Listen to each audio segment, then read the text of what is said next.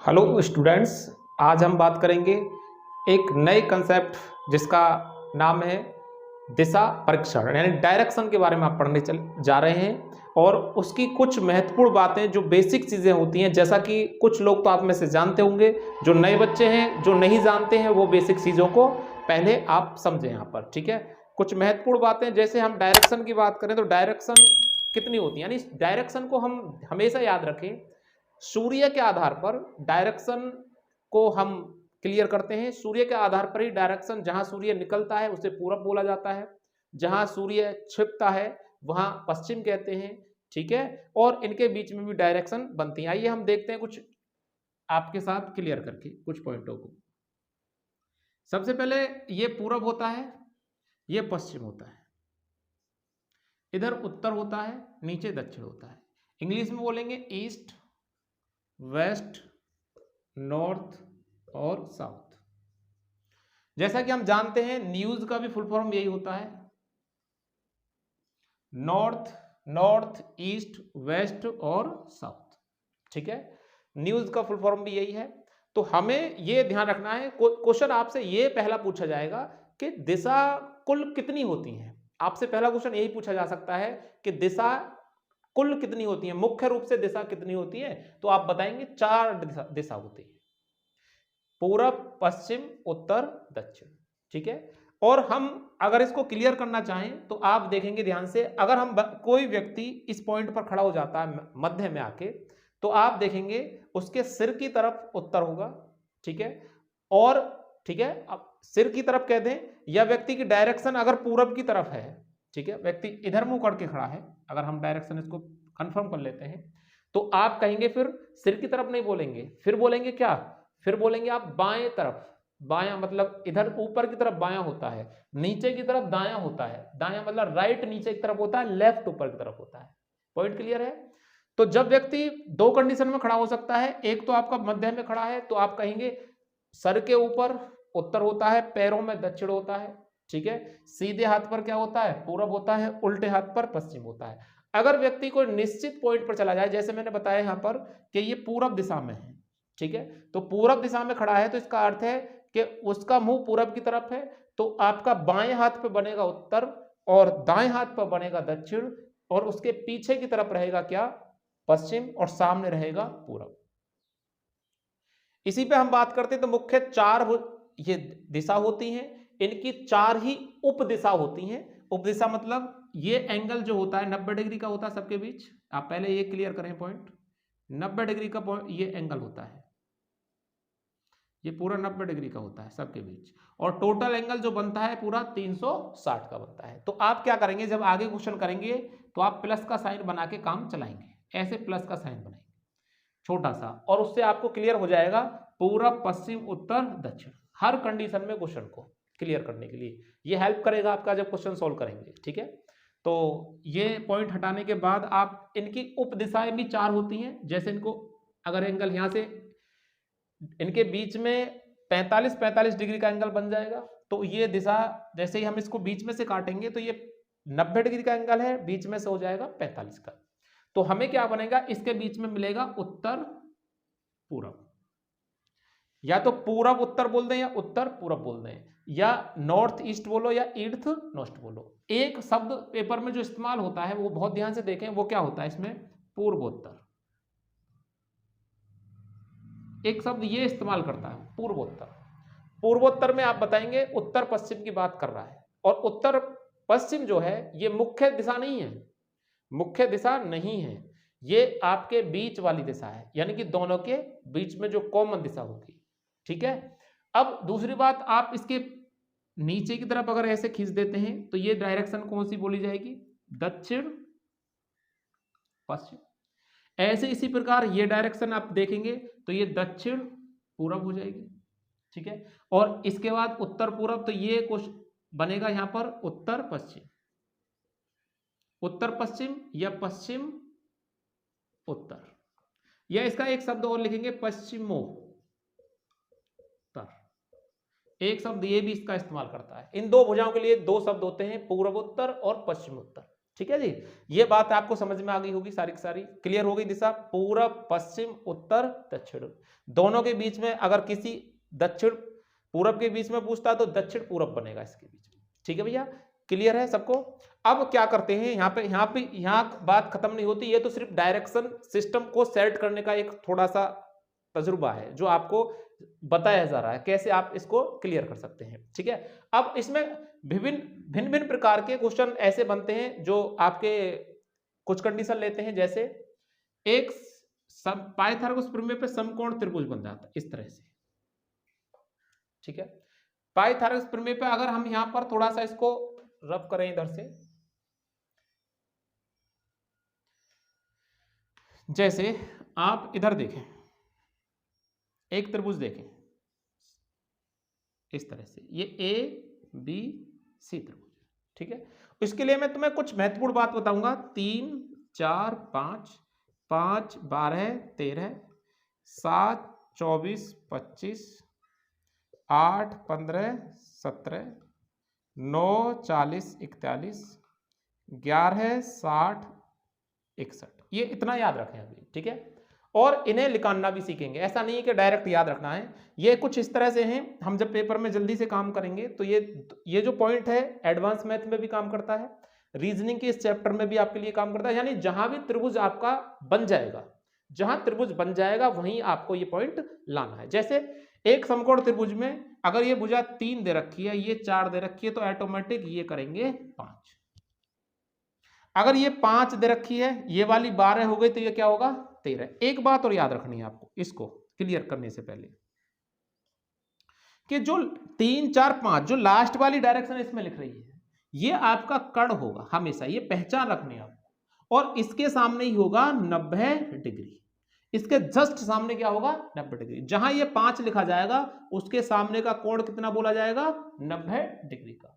और समकोण त्रिभुज में तुम्हें पता ही है कि समकोण त्रिभुज में एक जो कोण होता है वो 90 डिग्री का होता है, शेष 2 कोण कैसे होते हैं, न्यून कोण होते हैं, यानी 90 डिग्री से कम के होते हैं।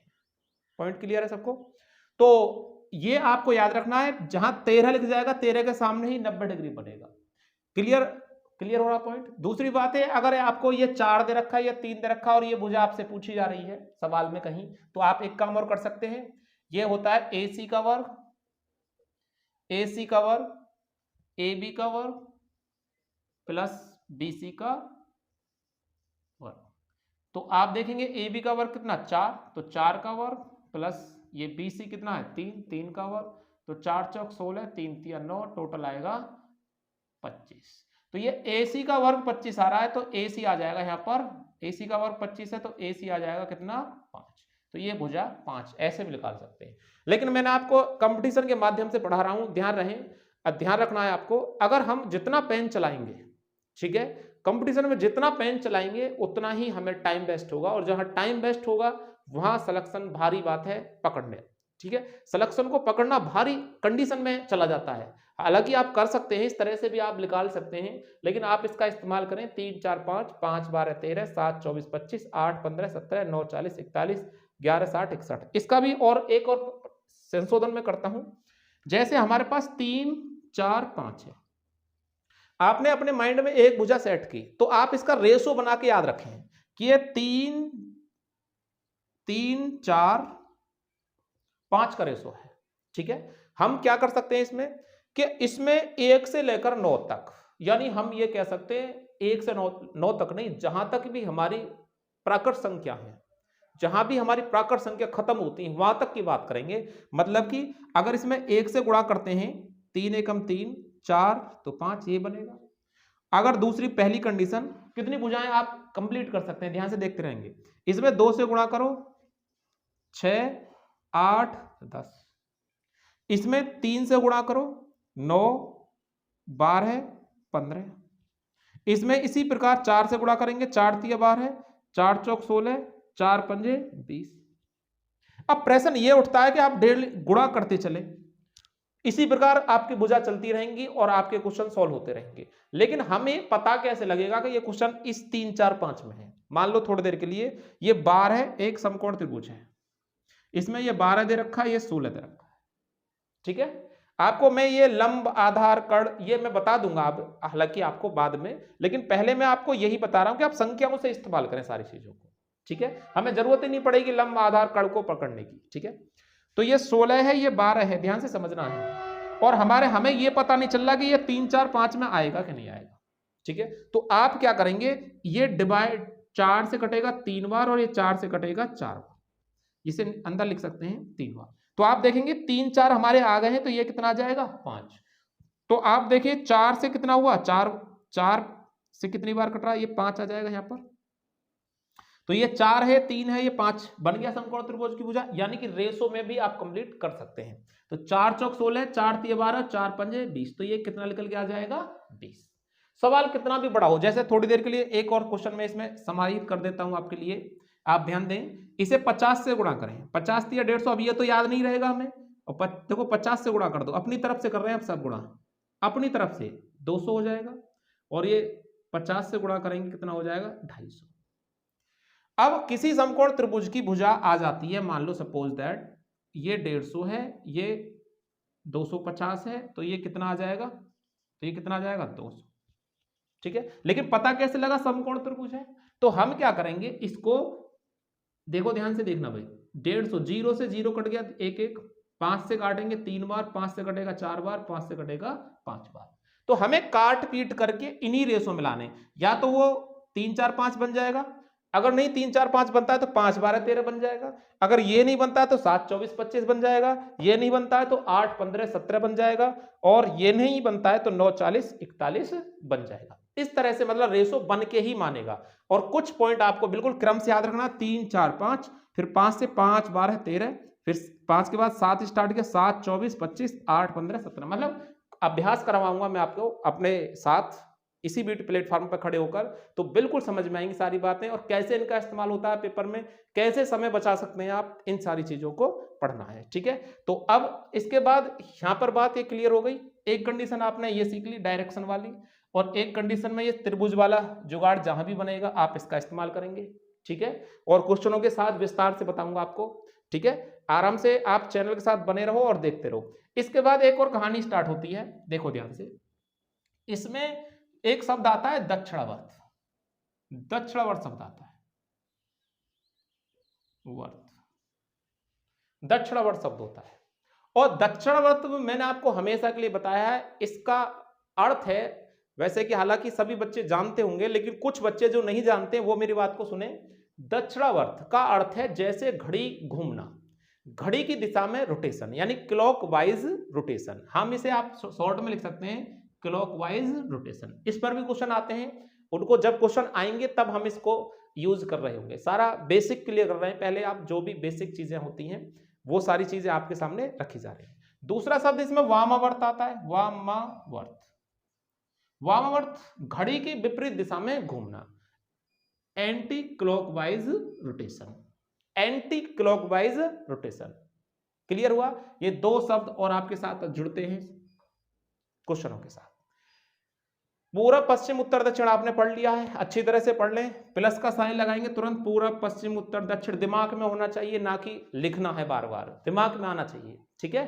तो इसी जानकारी के साथ और जो भी जानकारी आपके साथ रहेगी आगे शेयर करते रहेंगे, लेकिन इसी छोटी सी जानकारी के साथ हम क्वेश्चन ले रहे हैं। और पहला क्वेश्चन आपके सामने इस ये क्वेश्चन है आपके सामने। और जी हाँ दोस्तों, अगर आप बिल्कुल नए हैं तो आप इस वीडियो में तो आप सिर्फ जानकारी लेके चल रहे हैं, हमारे सारे वीडियो देखा करो, उससे बड़ा बेनिफिट मिलेगा। हर चीज को मतलब तोड़ने की कोशिश की जाती है, ठीक है। तो देखिए पहला क्वेश्चन इसमें, मॉल बाजार के 250 मीटर उत्तर पश्चिम में है, स्कूल बाजार के 250 मीटर दक्षिण पश्चिम में है। ये थोड़ा यहाँ पर करेक्शन करेंगे, स्कूल बाजार के 250 मीटर दक्षिण पश्चिम में है, स्कूल मॉल से किस दिशा में है। आपको पहले ये मैं कोशिश कर रहा हूं समझाने की किस दिशा में है, कैसे कंफर्म करें किस दिशा में है। और मैं ये जानता हूं अच्छी तरह से कि आप में कुछ लोग बहुत कॉन्फिडेंस के साथ अपनी तैयारी कर रहे होंगे, लेकिन वहां जब पेपर में बैठते हैं, जब पेपर में हम काम कर रहे होते हैं, तो वहां पर क्या होता है कि कभी कभार क्वेश्चन में हम ये नहीं डिसाइड कर पाते कि कहां से हमें डायरेक्शन देनी है। पूछा क्या गया था लास्ट लाइन क्या थी, और इसी वजह से क्वेश्चन हो जाता है गलत, ठीक है। कुछ बच्चे मेरे साथ जुड़े थे जो यूपीएसआई का एग्जाम दे के आए, उनको लास्ट लाइन की वजह से ऑप्शन में जाना था, तीसरे में चले गए, चौथे में। इस तरह से मतलब जो प्रॉब्लम बनती है उनको भी हम साथ के साथ देखेंगे। हमें पहले छोटा चीज सीखना है, बड़ा तो अपने आप हो जाएगा। ठीक है, तो देखें हम सबसे पहले क्या करने वाले हैं, ये एक छोटा सा प्लस का साइन बनाएं, ज्यादा बड़ा नहीं बनाएंगे ऐसे, और हम ये डिसाइड करेंगे पूरब ये होता है, पश्चिम होता है, उत्तर ऊपर होता है, दक्षिण नीचे। सबसे पहले प्लस का साइन बनाएंगे, पूरब पश्चिम उत्तर दक्षिण, तब तक आप लिखेंगे, तब तक आप माइंड में क्लियर ना कर लें। जब माइंड में आपकी बातें ये सारी स्थित हो जाएं या स्थिर हो जाएं और उसके बाद फिर आगे बढ़ेंगे तो फिर क्वेश्चन आपको और जल्दी करने के लिए मिलेगा। आप धीरे धीरे धीरे धीरे टॉप रो में गिनती होंगी, सेकंडों में इसका आंसर आता है। ठीक है, अब कह रहा है मॉल बाजार के 250 मीटर उत्तर पश्चिम। अब उत्तर पश्चिम इसने डायरेक्शन यूज की, तो उत्तर पश्चिम का अर्थ इनके बीच में भी कहीं ना कहीं डायरेक्शन बोलनी पड़ेगी। ठीक है, मैं आपको ये थोड़ा इसे बड़ा करके दिखा देता हूं, उत्तर पश्चिम ये वाला। अब उत्तर ये रहा और पश्चिम ये रहा, तो वो बोल रहा है ये वाली डायरेक्शन के बारे में। तो ये बोल रहा है मॉल बाजार के 250 मीटर उत्तर पश्चिम में। अब कैसे डिसाइड करें 250 मीटर उत्तर पश्चिम में, कहां से डायरेक्शन चेक करोगे? 250 कहां से मानेंगे आप, कैसे डिसाइड करोगे? तो हमारा यही क्वेश्चन है, ध्यान से देखें। मॉल बाजार के 250 मीटर उत्तर पश्चिम में है, और फिर उसके बाद बोला है अब मॉल बाजार के 250 मीटर उत्तर पश्चिम में। मॉल जो बाजार के, तो बाजार लिखना पड़ेगा यहां। ठीक है, और उत्तर पश्चिम में कौन है? मॉल, और ये भी कितना है? 250 मीटर। ठीक है, उसके बाद क्या बोल गया? स्कूल बाजार के 250 मीटर दक्षिण पश्चिम में, स्कूल बाजार के दक्षिण पश्चिम में, और दक्षिण पश्चिम होता है ये वाली डायरेक्शन, तो यहां, और कितना है? 250 ही मीटर है। और कौन है? स्कूल। मॉल बाजार के 250 मीटर उत्तर पश्चिम में है। उसके बाद फिर बोल गया स्कूल बाजार के 250 मीटर उत्तर दक्षिण पश्चिम में। ठीक है, तो ये डायरेक्शन ध्यान से देखना है, ये लाइन आपकी बराबर है। ठीक है, और जब ये लाइन दोनों बराबर हैं तो आपको एक बात यहां क्लियर कर दूं, अगर यहां दूरी पूछता तो हमेशा जहां पॉइंट बनेगा न्यूनतम दूरी ही ज्ञात करनी होती है। ये बात आप बिल्कुल क्लियर रखेंगे। जब भी हम क्वेश्चन को सोल्व करेंगे, आगे जब क्वेश्चन आएंगे तो हमें न्यूनतम दूरी ही काउंट करनी है। लेकिन हमारा विषय यहाँ दूरी का नहीं है, यहाँ पर पूछा जा रहा है स्कूल मॉल से किस दिशा में है। स्कूल मॉल से ये से शब्द कह रहा है किस दिशा में है, तो जहां से कह रहा है, मॉल से कह रहा है, तो आप इसी पर प्लस का साइन बनाएंगे, इस पर। और आपको पता है जब प्लस का साइन यहां बन जाएगा तो ये लाइन इसमें बनेगी कौन सी? ये बनेगी दक्षिण पूर्व, और ये लाइन जो होगी नीचे की तरफ, और यहां आ जाएगा आपका स्कूल, ये वाला। ठीक है, तो ये लाइन कौन सी होती है? नीचे की तरफ दक्षिण। तो सही आंसर इसका सी ऑप्शन में बन जाएगा। छोटी सी बात अगर क्लियर हो गई हो तो मैं आगे एक क्वेश्चन और लेंगे, इस पर बढ़ते हैं आगे। आइए एक क्वेश्चन और है आपके सामने। और जी हाँ दोस्तों, हर क्वेश्चन आपको मिलेगा बिल्कुल लेटेस्ट जो पेपरों में जो थ्योरी बनती है उसके माध्यम से। भले ही छोटा होगा क्वेश्चन, लेकिन आपके पेपर की दृष्टि से महत्वपूर्ण होगा, आप सिर्फ समझें, और इससे जो आसान क्वेश्चन बनेंगे वो आप खुद करें। किताब के साथ जुड़े रहें, किताब के साथ सॉल्यूशन लें। आप यहाँ से भी प्लेटफॉर्म से भी, इस प्लेटफॉर्म से भी पढ़ाई पूरी कंप्लीट कर सकते हैं। ठीक है, मेरा टारगेट यही है, पूरा कंप्लीट पढ़ें आप। ठीक है, और जैसे यूपी पुलिस का एग्जाम आता है आपको फुल प्रैक्टिस कराई जाएगी रीजनिंग की। ठीक है, y x के पूरब में है, ध्यान से देखें, पूरब में है, तो सबसे पहले डायरेक्शन आप प्लस का साइन क्लियर रखें। पूरब ये होता है पश्चिम उत्तर दक्षिण। ठीक है, वही बात है, बीच में अगर डायरेक्शन कहीं मिलती है तो इनको मिला के बोलेंगे उत्तर पूरब, उत्तर पश्चिम, दक्षिण पूरब।